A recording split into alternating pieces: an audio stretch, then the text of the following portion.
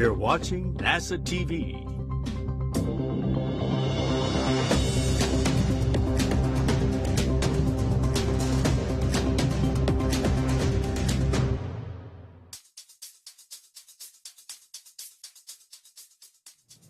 Good afternoon and welcome to NASA's Johnson Space Center. I'm Anna Schneider with NASA Communications, and today we're here to discuss 3 upcoming spacewalks outside the International Space Station scheduled for June 13th, June 24th, and July 2nd in support of space station maintenance and upgrades.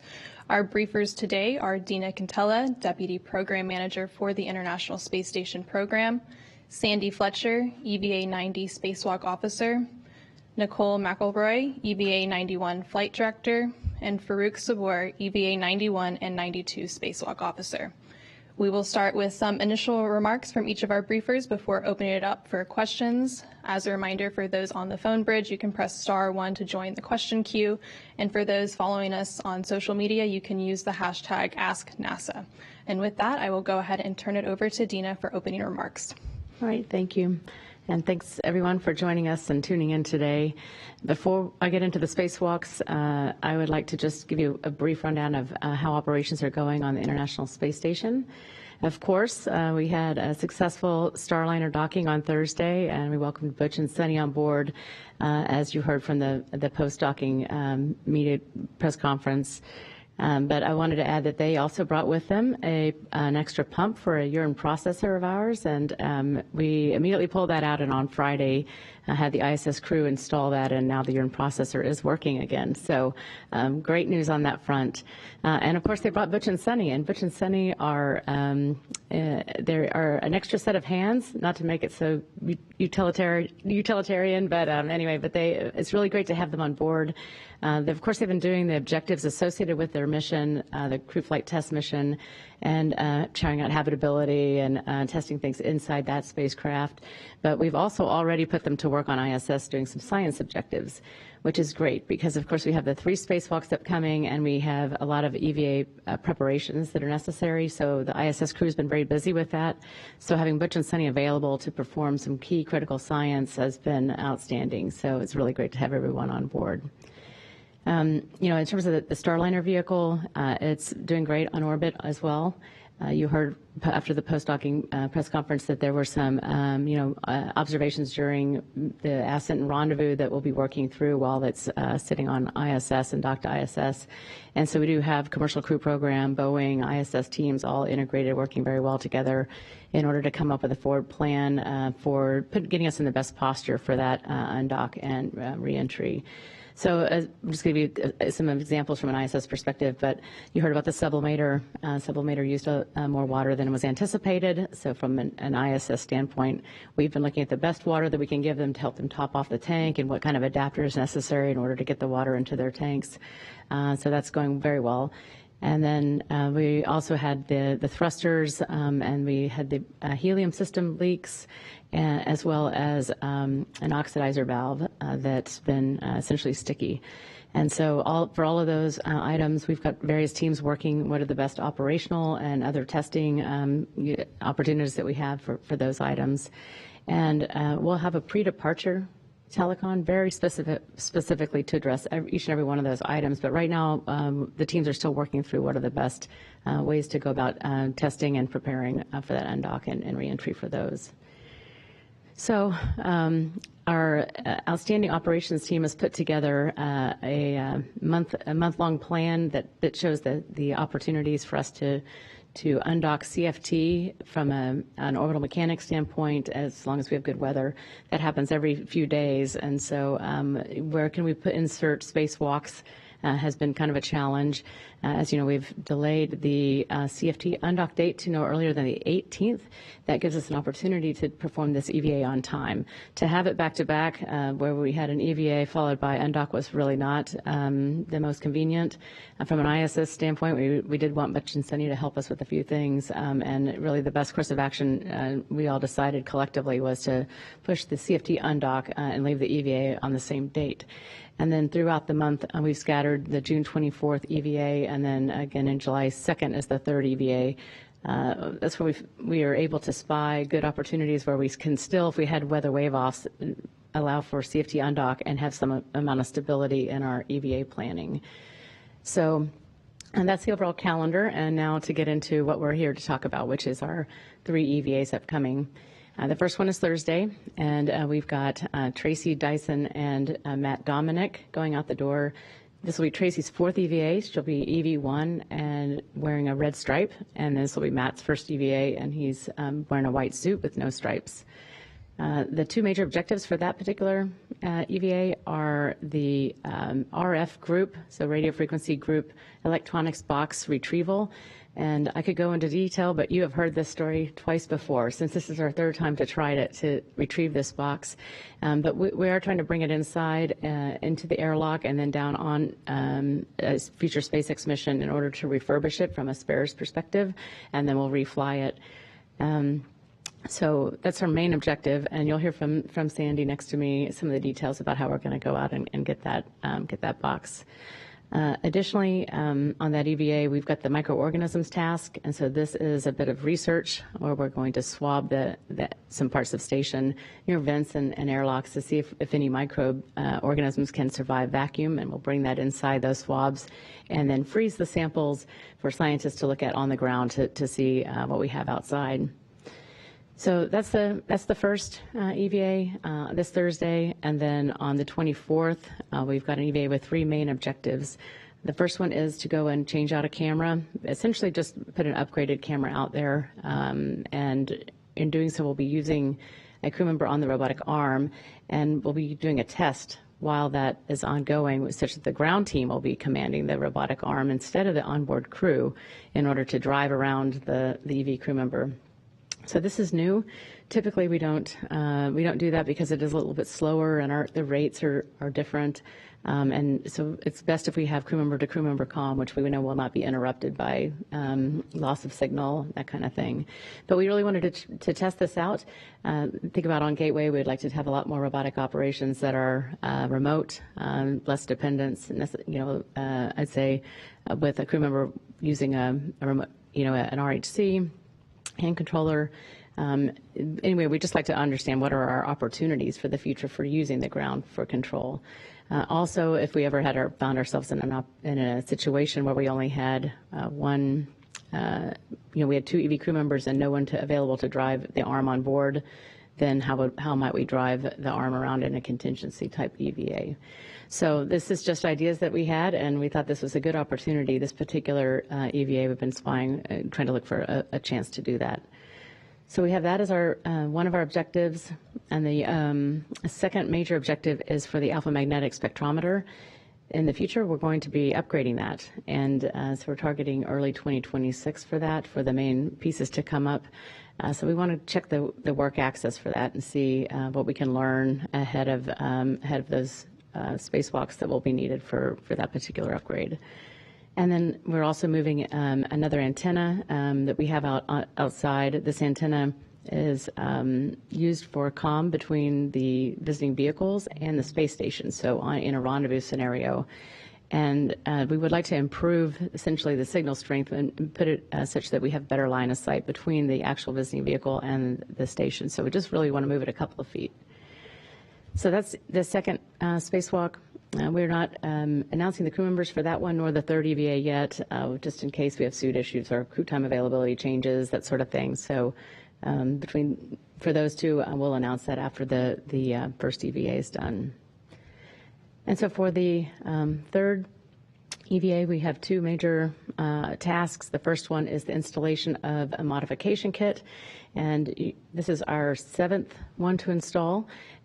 We have installed 6 previously and also put IROS's rollout solar arrays onto those mod kits. So we're going to put this one out for a future rollout solar array to be installed. And additionally, on this EVA, we're going to go out and change out a rate gyro assembly. So this particular box is used for understanding the attitude or orientation of the International Space Station. We've seen some degradation with it, and so we just like to get it changed out to get ourselves in the best possible posture. So that's, in a nutshell, the three EVAs. These guys next to me are going to talk about the details about, how we're going to go about doing all of those. I'll just say to round out the summer, we're looking forward to an undocking of Butch and Sunny here, hopefully in the near future. And of course, they're seeing their smiling faces on the ground. We also have got a Northrop Grumman in the mid-July timeframe, a vehicle we're going to release called Northrop Grumman 20, and a Northrop Grumman vehicle that's launching in early August, Northrop Grumman 21, and that will be bringing cargo and science. So before I hand over the microphone, I do want to say I'm super proud of the International Space Station team for everything they've accomplished this whole first part of the year. I'm looking forward to a really great summer. We have a lot left to do, and I'm looking forward to 3 fabulous EVAs. So with that, I'm going to hand it over to Sandy Fletcher, who's the EVA officer for the first spacewalk. Thank you. Good afternoon, everybody. I'd like to introduce the members of my team. So in addition to the 2 spacewalkers on the ground, we'll have our flight director is Rebecca Wingfield. Our ground IV is Steve Bowen, which we're very fortunate to have our lead spacewalker from our first attempt of retrieving the RFG. My task leads are Miranda Nelson and Jenna Hansen. They were with us on the last attempt. And our systems team, Bailey Vega and Steven Villano, they will actually be the systems teams for all 3 EVAs. Dina's talked big picture about what our major 2 tasks are. We expect Tracy and Matt to work the COM RFG task together. Tracy will then do the microorganism sampling test. That is a 1-person crew member task. So while she's doing that, Matt will work on a robotic arm joint prep. This is in case we do have to swap that out on a future EVA, and puts us in a better posture and makes it a little bit faster. So we call that a get ahead that helps us in a future EVA. The other task that he would do is we are changing out some adjustable tethers that have been in an external tool bag for an extended period of time, and we'd like to put new tethers in that place. So what's really nice about these particular EVAs, that even when the crew members are not working on the same task, they are in close proximity to each other and in the airlock. So we have one of the smallest footprints in terms of a spacewalk. In terms of going up and down the space station, we're pretty close together.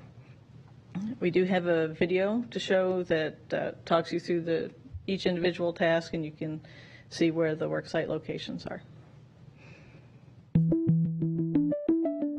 This is the content for US EVA RFG Retrieve 2.5. EV1 in red stripes egresses first with a crew lock bag, followed by EV2 in white stripes. EV1 translates to the external stowage platform 2 and stows the bag, while EV2 translates over the platform to the forward face. Both crew work to release several quarter-turn fasteners on the multi-layer insulation tent over the radio frequency group. EV1 moves underneath the platform to remove the covering. Then EV1 visually inspects the radio frequency group and relocates the tool bag.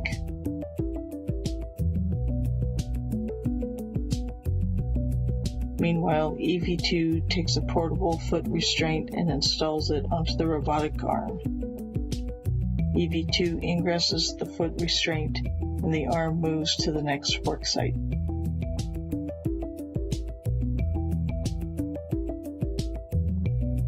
The crew will work together to remove rubber applied to the bolts on the aft wedge clamps.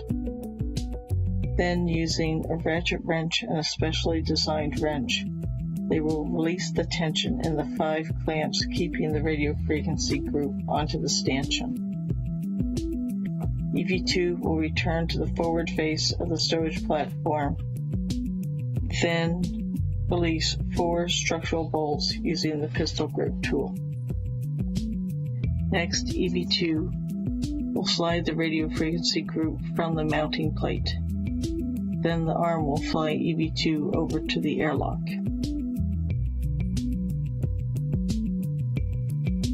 Meanwhile, EV1 will translate to the airlock After opening the thermal cover, EV1 will retrieve the microorganisms caddy and stow it externally on a handrail.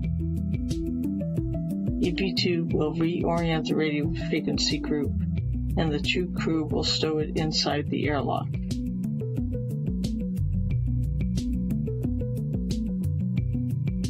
Afterwards, EV1 will close the thermal cover.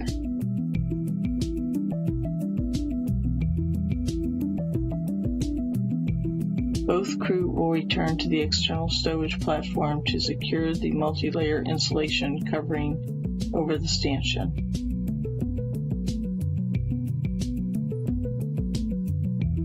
EV1 will go back to the airlock as EV2 retrieves the tool bag. EV1 puts the microorganism handle and caddy on their mini workstation. Then EV1 translates under the U.S. laboratory to the vacuum exhaust systems vent. The first sample will be in open space, and the second will be a swab of the vent surface. EV1 will then translate to the laboratory's carbon dioxide vent to sample that location.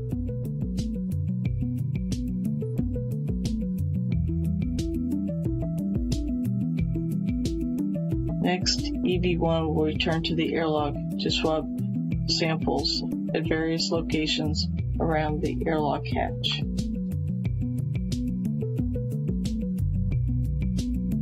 While EV1 performs the microorganism sampling, EV2 will go to the zenith or top side of the external stowage platform.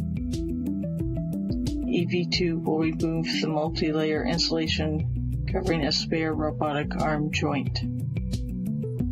EV2 will release 3 of 6 fasteners using the pistol grip tool. Then EV2 will drive the joint's motor approximately 6 degrees.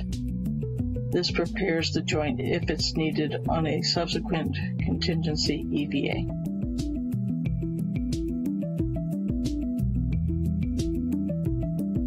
After recovering the joint, EV2 takes the crew lock bag back to the airlock, where EV2 will replace some tethers in the bag. That completes the planned task for this EVA.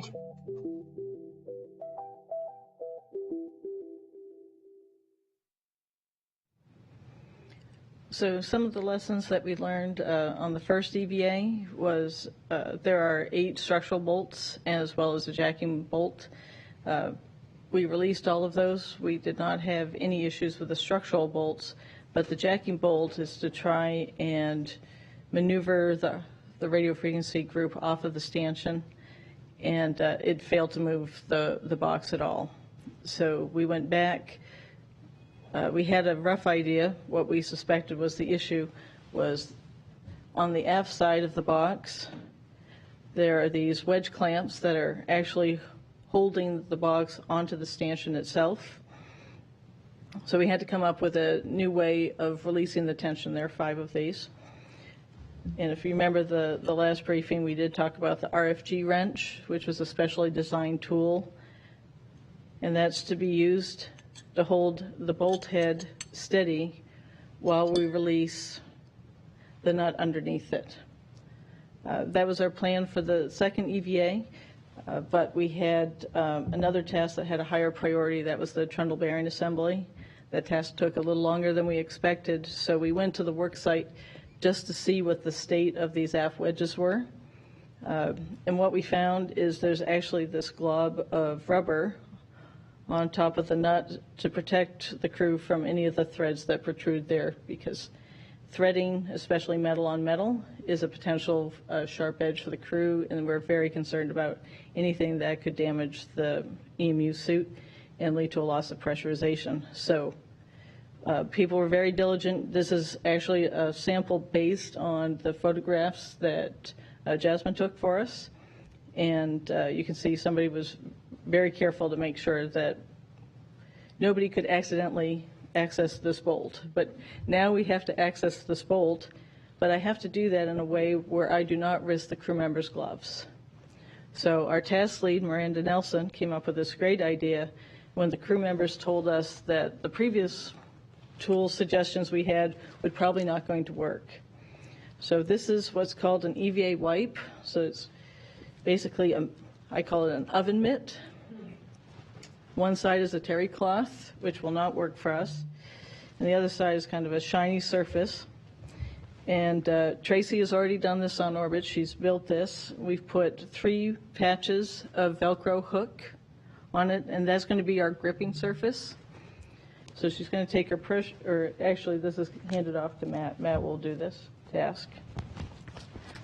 In a pressurized glove, we do have spaces in between the hooks so that the crew member can essentially pinch where this rubber is.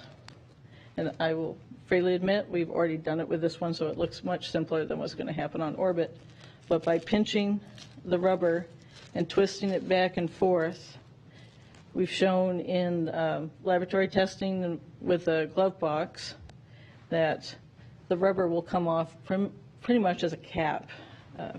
It will not be perfect.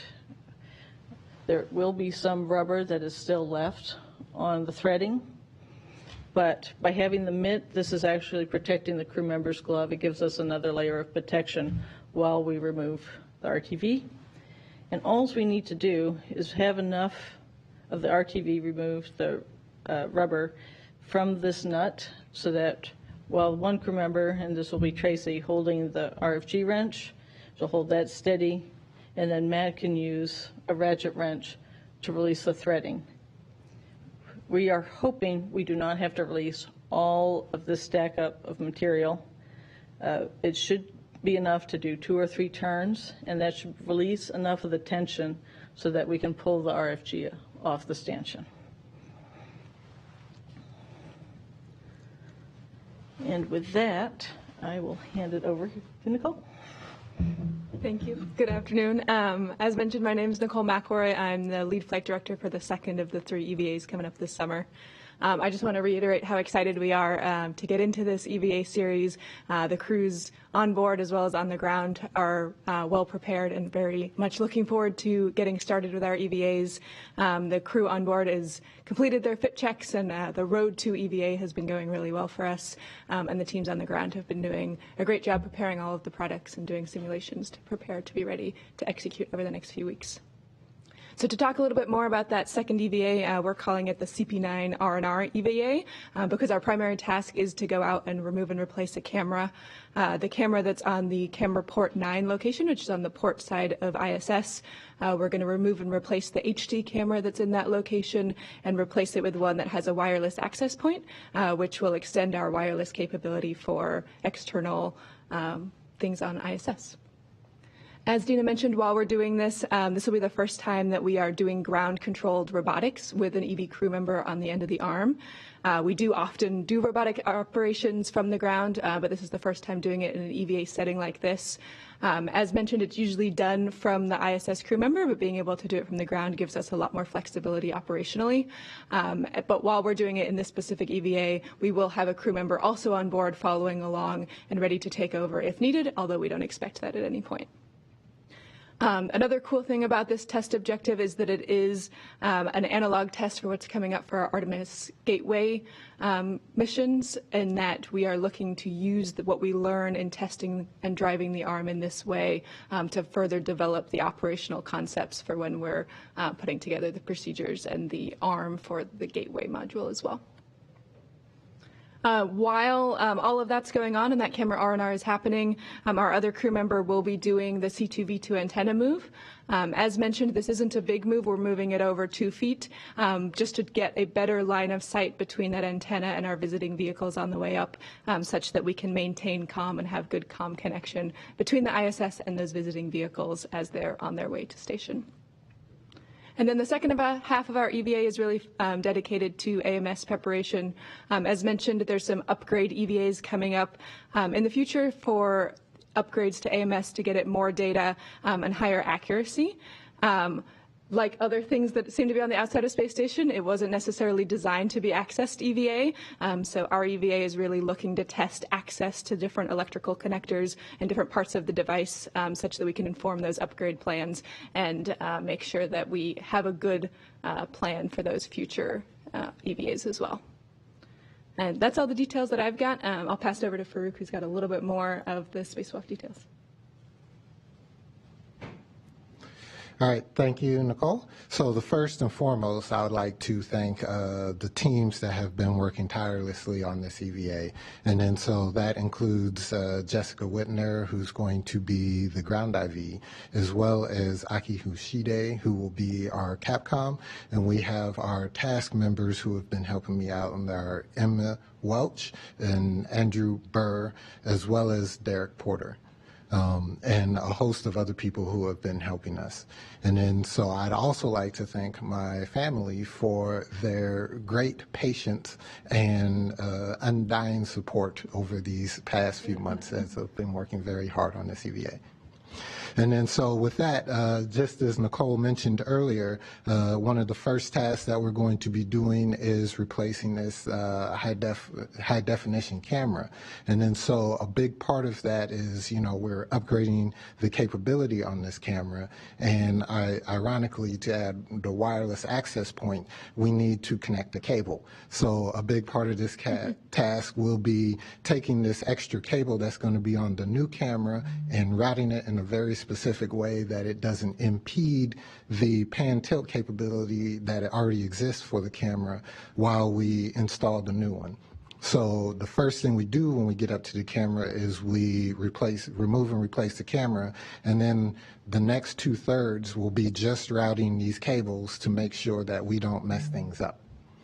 And then so while they're doing that, Nicole also mentioned the antenna boom that we are going to be moving over. So with that activity, we are, in order to move it over and have it be in a proper orientation, what we're going to do is we're going to use an extender that we normally use for a foot restraint. And then, but instead, because the interface on the extender and the foot restraints are the same, we're going to use the extender to attach the antenna boom to. So we will remove the antenna boom, we will put the extender in place, and then we will put the antenna boom back on the end of the extender for that activity. Another activity that EV2 will be doing is routing a jumper cable between two power channels on the P4 integrated equipment assembly. And what this will do is it'll allow, in a contingency scenario, it will add redundancy between the two power channels. And then so literally it's a jumper cable going from one point to another point. We just have to remove a couple of existing cables in the process. For the AMS task, or the alpha magnetics spectrometer task that we are going to be doing, we are just specifically looking at a patch panel. On this patch panel are the electrical connectors, and those electrical connectors we're looking for access, because the future EVAs and the future teams will be looking to which electrical connectors on that panel they have the greatest access to, which combination of those. And then so we're going to be looking for access to get in there. This is a very tight work site and was never intended for EVA operations. So when we're getting in close, we are going to have the other crew member will be a spotter crew member while the person is getting close to the work site. And then that is one of our stipulations to getting in close, so that we don't inadvertently damage the hardware. And with that, I have a video that I'd like to show.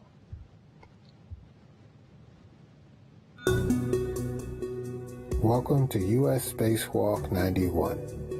EV1 starts by taking the bag with the high-definition camera and translates port to the robotic arm setup position. They will temp stow their bag and translate to the camera port location to pre-stage some tethers and relocate an Ethernet cable to the base of the stanchion. EV1 will then retrieve a foot restraint and place it on the robotic arm.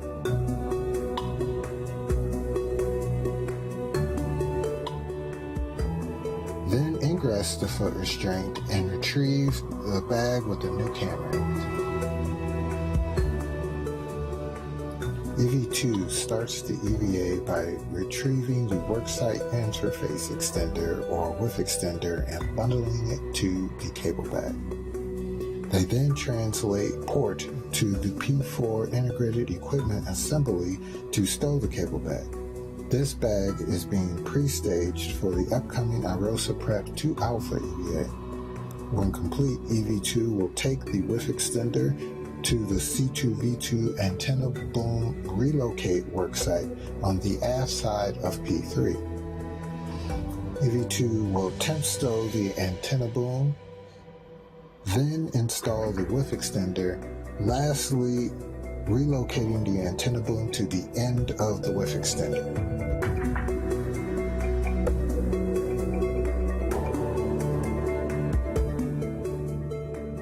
Meanwhile, EV1 will ride the robotic arm to the high-def camera worksite. They will prep the old camera for release and demate 2 electrical connectors. After partially removing the camera, the window cover will be installed and the camera temp stowed. The new camera with the wireless access point cable will be retrieved and installed. Once the 2 electrical connectors are mated, EV1 will partially route cables and install a cable restraint clamp. While EV1 works on the camera, EV2 will retrieve the DC-DC converter unit jumper cable bag from the larger cable bag. EV2 will translate outboard to the P4-P5 interface to install the jumper cable. First, EV2 will remove an existing cable and stow it on the dummy panel. Then they will install the jumper cable across 2 power channels. This will add redundancy in case of a failure on either of the 2 power channels. And finally, completing the task by stowing the last existing cable on the dummy panel.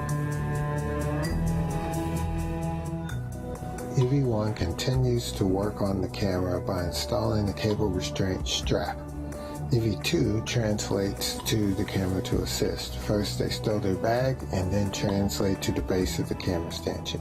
Together, they complete the routing of the cable and mate the wireless access point cable to the Ethernet cable. With the camera install complete, EV2 retrieves their bag and then translates back to the airlock. EV1 rides the robotic arm back to the egress position. Once egress, they will retrieve the foot restraint and stow it.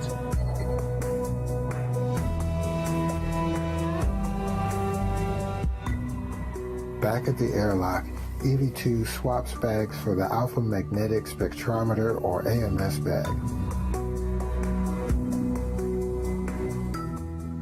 They then translate starboard to the S3 AMS worksite to stow the bag.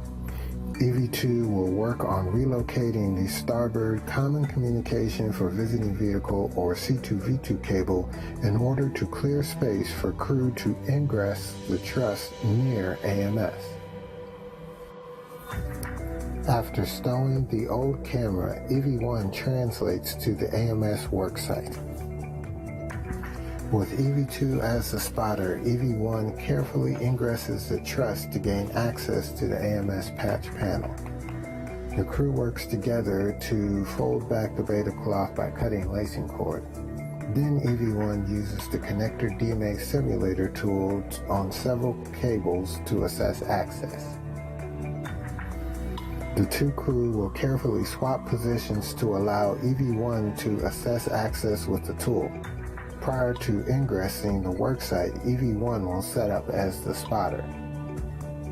Once EV2 assessment is complete, the crew will take closeout photos and re-secure the beta cloth. EV1 will pick up the bag and both crew will make their way back to the airlock, concluding U.S. Spacewalk 91.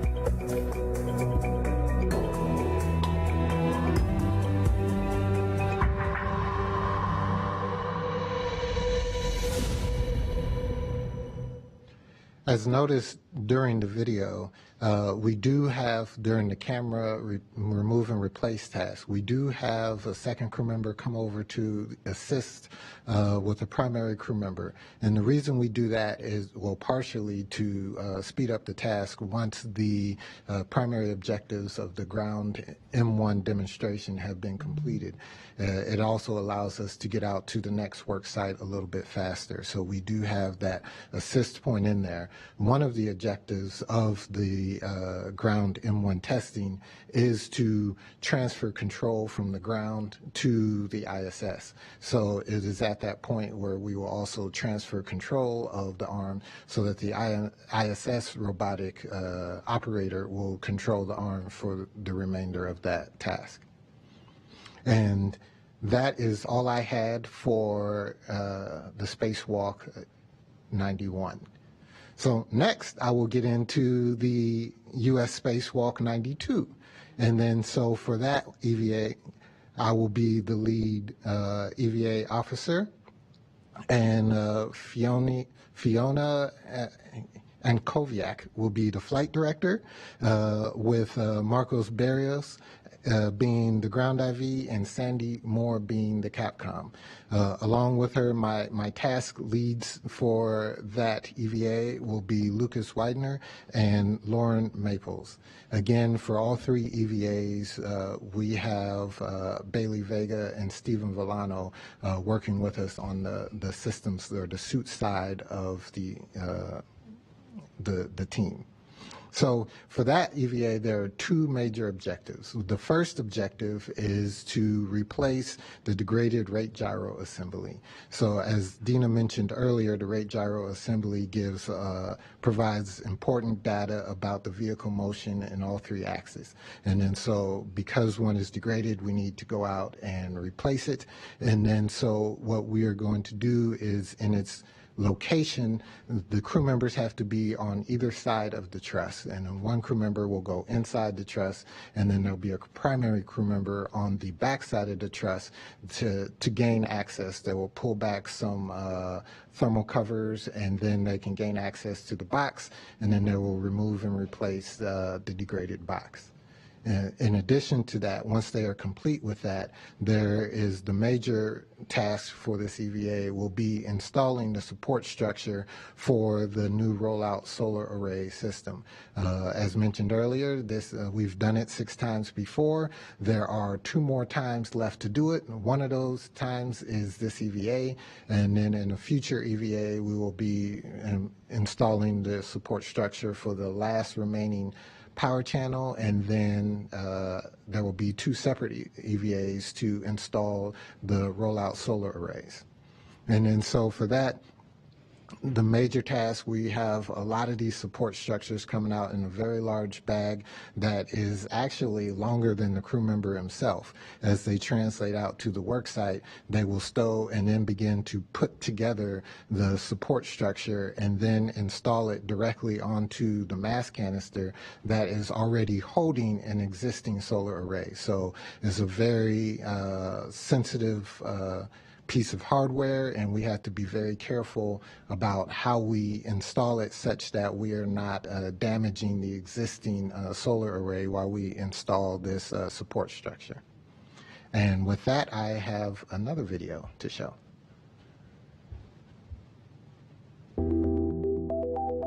Welcome to U.S. Spacewalk 92. EV1 egresses and receives a large strut bag. EV2 egresses with a rate gyro assembly bag. EV1 then translates port on S0 and temp stows this strut bag.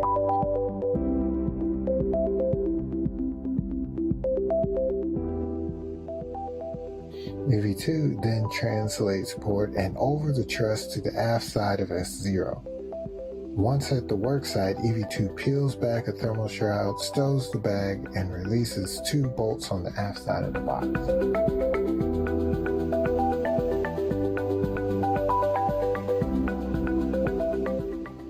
Meanwhile, EV1 relocates a foot restraint and then ingresses the truss and releases 2 remaining bolts.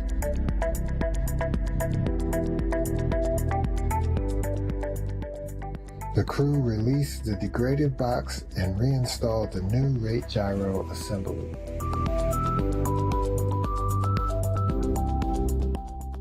EV1 egresses the truss and retrieves the strut bag and translates the P4 to stowed bag.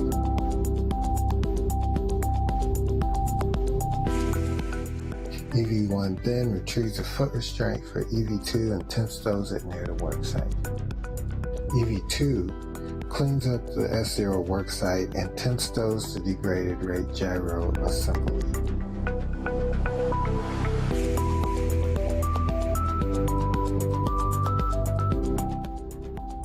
EV2 then picks up a foot restraint extender and installs it in the P4 worksite, and then installs the foot restraint. EV1 builds the upper triangle of the structure that will hold the new solar arrays.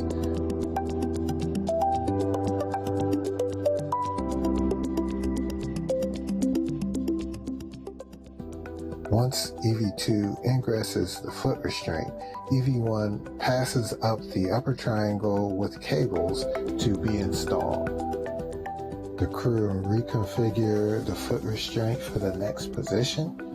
EV1 passes up the mid strut and the crew install the lower right strut. Next, they work together to install the right mid strut.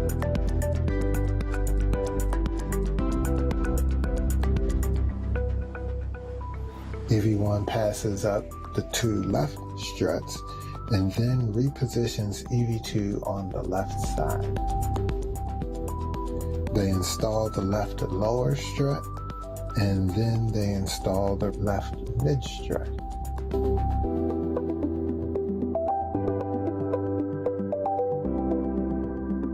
EV2 egresses the foot restraint and stows tools and empty strut bag in the cable bag. Meanwhile, EV1 drives final torque on the collar bolts on the left and right mid struts.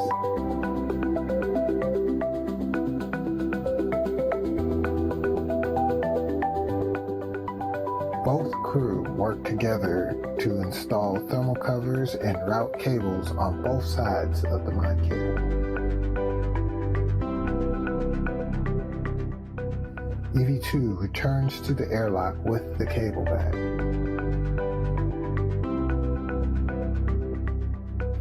EV1 first stows the foot restraint and extender and then retrieves the degraded RGA bag and takes it to the airlock. And that concludes US Spacewalk 92.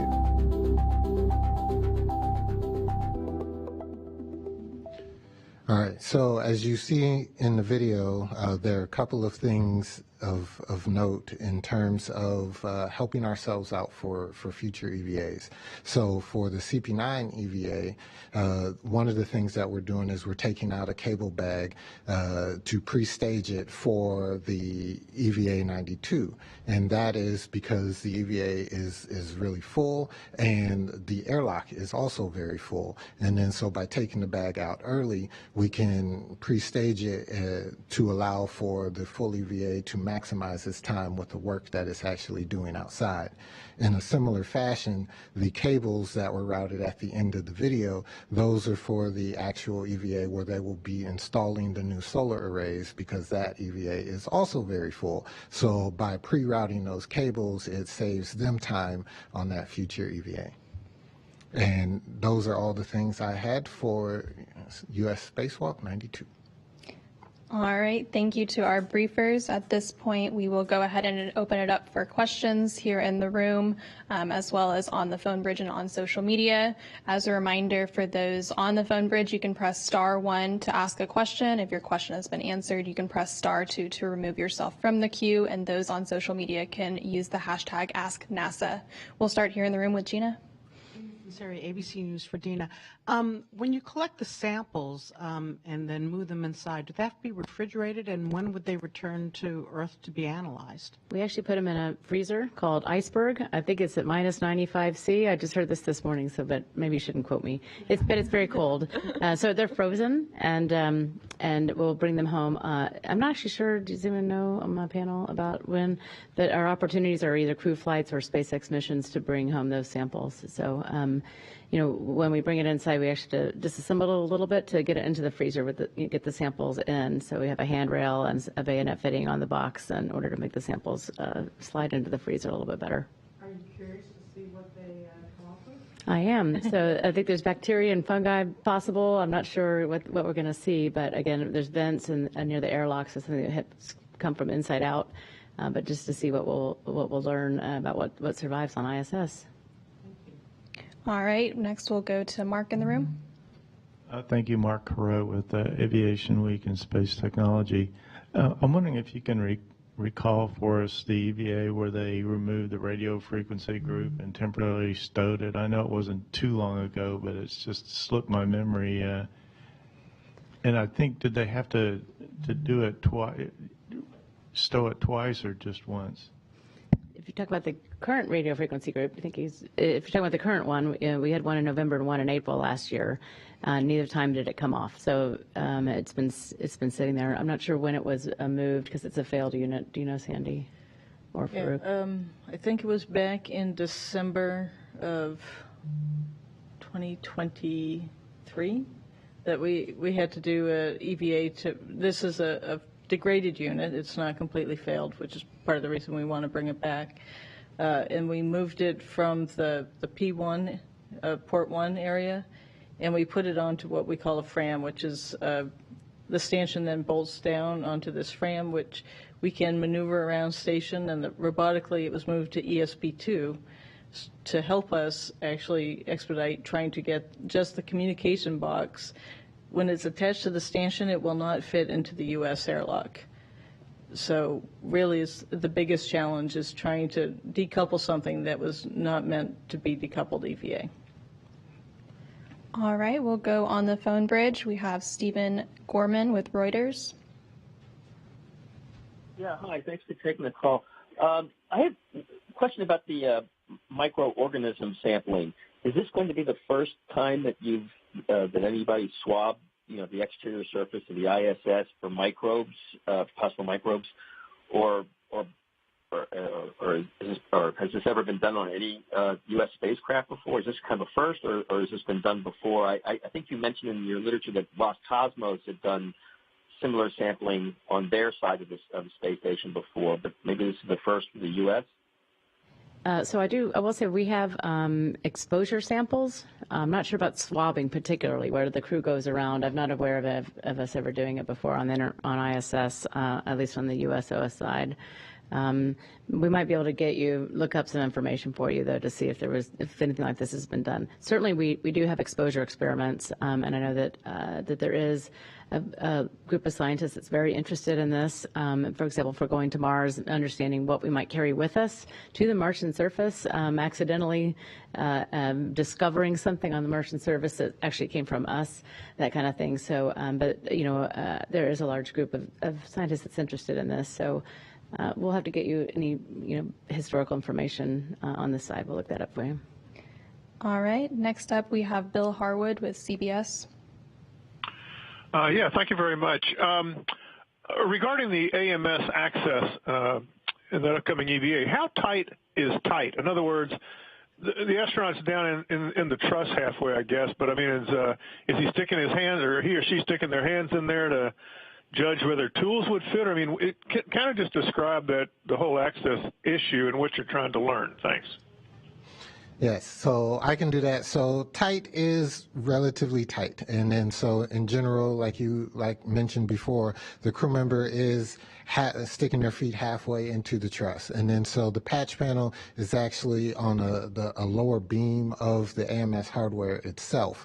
And then so largely it's the patch panel that they'll be most concerned with, and it's getting access to that work site without touching any of the sensitive areas on the hardware hardware itself, which can be challenging. And that is why we have a spotter, the crew member on the outside, really kind of observing some of the no-touch areas to help the crew member get into a location where they can access that patch panel.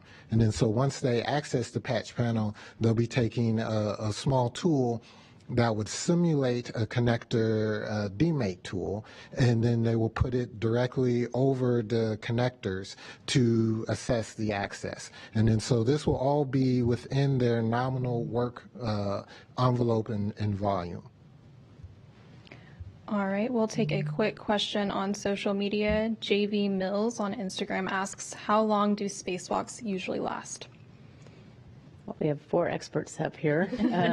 I'll chime in with about 6 hours and 30 minutes is what we plan to. And then we have a lot of discussions ahead of time. Are we willing to extend to say 6:45 or 7 hours and for certain types of objectives? But that's our nominal planning time. I think that's probably the answer to his question. All right, next up we have Sophie Sanchez with Cosmic Chicago. Hi, thank you for taking my call. Could I just get what is the time delay between ground control and station for that second EVA? And then also, did ground control and the astronauts train for this mission? And can you, or for the analog test, and can you just give us an idea of like what that training would have looked like? Thank you. Yeah, so the teams have definitely trained for this operation. We've actually introduced a new role into the Mission Control Center that is dedicated to doing the ground control and also talking with the astronauts while they're doing their spacewalk.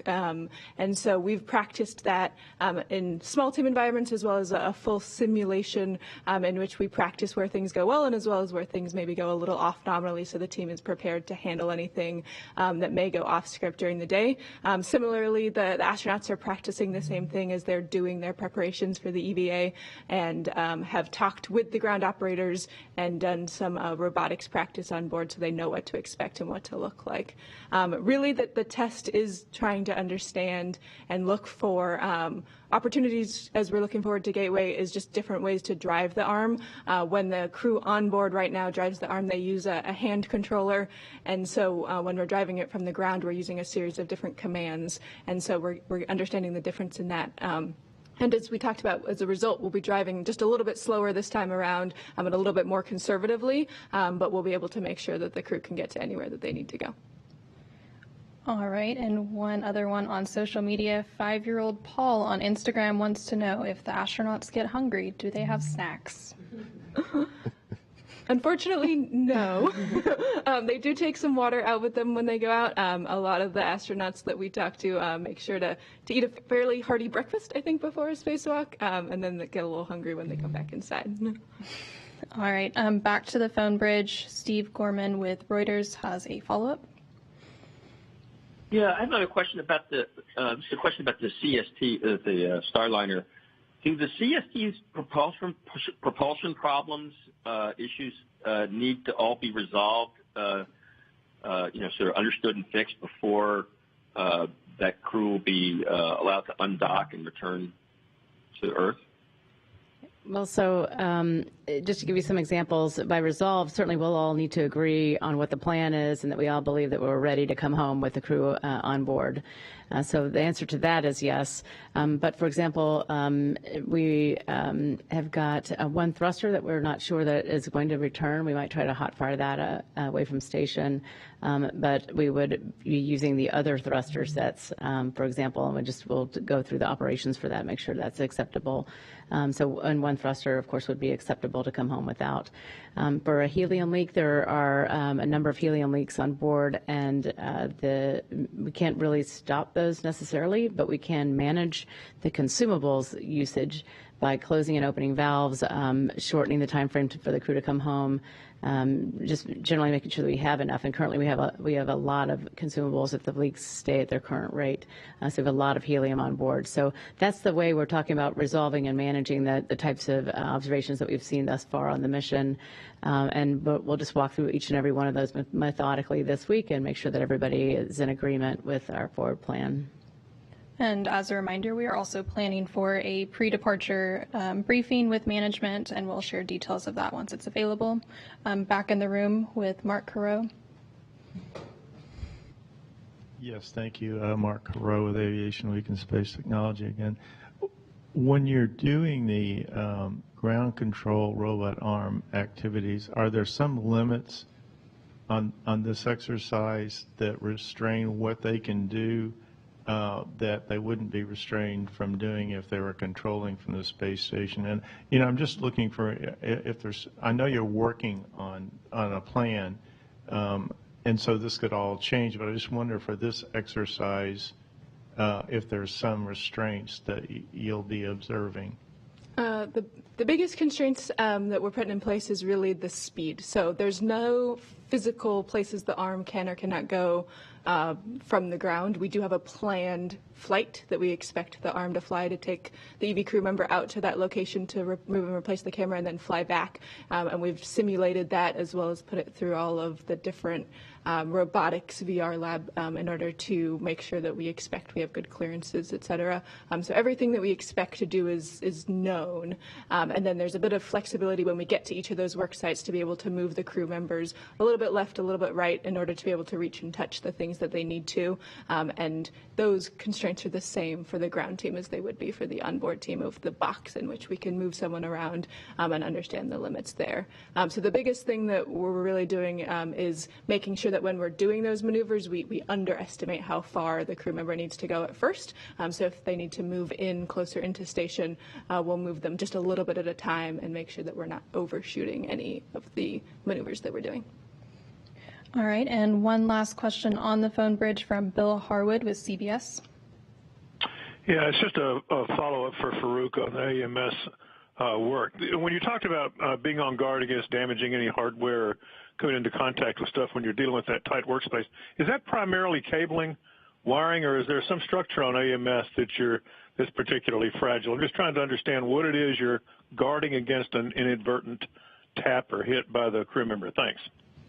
Yeah, and then so most of that is the cabling in there. So in particular, there's one cable called the ACC cable that is a light sealed cable, and that is, you know, critical to the data that is received from the hardware itself. And then so obviously if you bump the light sealed cable and allow extraneous light to go into that box, then you destroy the results. And then so that's the major one that we are very sensitive about not coming into contact. But there are also a number of other cables on the hardware itself feeding information and sensory data that we're working in a work site where those weren't intended that crew members would necessarily be.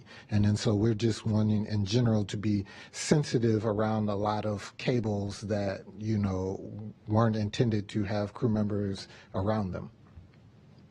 All right, that's all the time we have for questions today. We hope you'll tune in to each of the spacewalks.